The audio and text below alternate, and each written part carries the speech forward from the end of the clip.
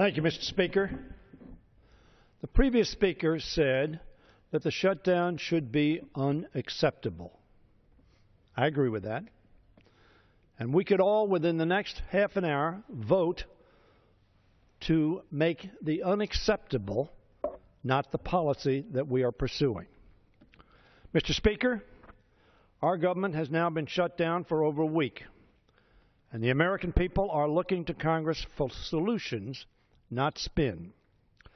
Thousands of dedicated federal employees here, but more profusely around this country, continue to be furloughed without pay, all because a faction of Republicans insist on keeping government closed until we repeal the Affordable Care Act, a demand that has nothing to do with keeping our government open. Debate about the Affordable Care Act is legitimate. There are people who disagree with it and people who agree with it. But holding ransom the people's government is and should be, as the previous speaker said, unacceptable. Americans are tired. I'm tired. I think most members are tired of hearing the same rhetoric from politicians over and over.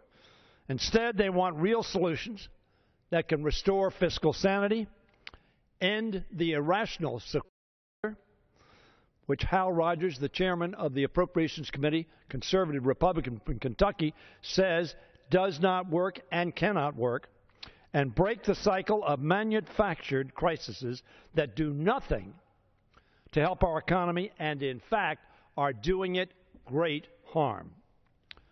So the question, Mr. Speaker, we must ask ourselves is, how do we reach a solution?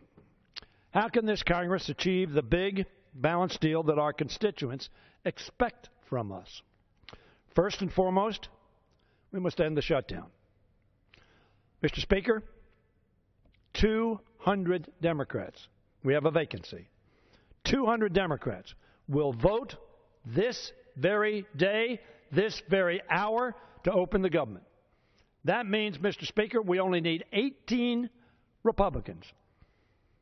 This previous speaker said it's unacceptable where we are. We can change it, and we can change it within the hour. With only 18 Republicans joining 200 Democrats to say, let the people's government be open. Let the people's government be serving them. First and foremost, Mr. Speaker, we must end this shutdown and take action to prevent the United States from defaulting on its bills for the first time in history. A solvent nation should not be taken hostage to accomplish an objective.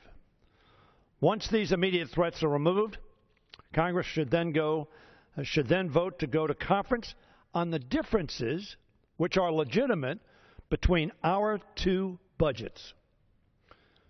Republicans have refused for the last 6 months in the House and in the Senate to go to conference. The Speaker talks about negotiation. That is where you do it.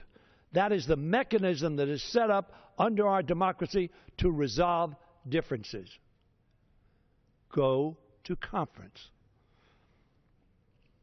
There, we can have the opportunity to agree on a comprehensive, balanced plan to put our country on a fiscally sustainable path, not for the next week, the next month, the next 180 days, but for decades to come. And if we do that, our economy will explode, jobs will be created, and Americans will again feel good, not only about their country, but about their Congress. The shutdown and the threat of default are standing in the way of a real negotiation process for a long-term solution.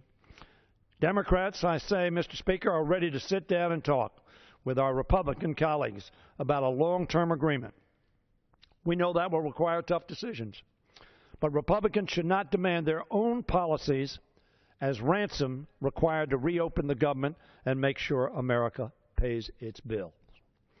Democrats have already made the difficult choice to accept the Republicans' preferred budget level for the short-term funding bill. How do I know it's their preferred funding bill? Because they voted on it and sent it to the Senate, Mr. Speaker. And the Senate said, we will accept your number. And they sent it back here. And my Republican colleagues will not say yes to their own number. A big and balanced agreement on a budget.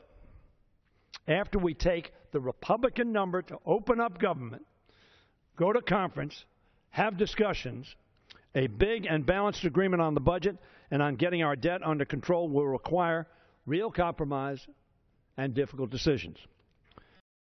My colleagues, we should have the wisdom and, yes, the courage to make them. And if we do, future generations will thank us. I continue to believe, Mr. Speaker, that there is a bipartisan majority of members in this House who are ready to work in good faith towards achieving such an agreement.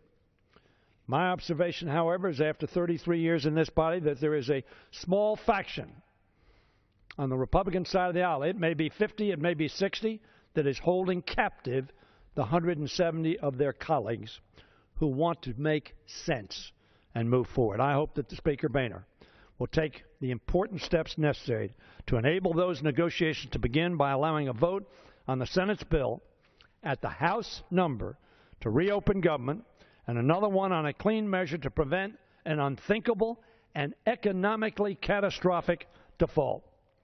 Once those occur, Mr. Speaker, we'll be able to resume work on achieving real and lasting results for the American people when it comes to our long-term fiscal health.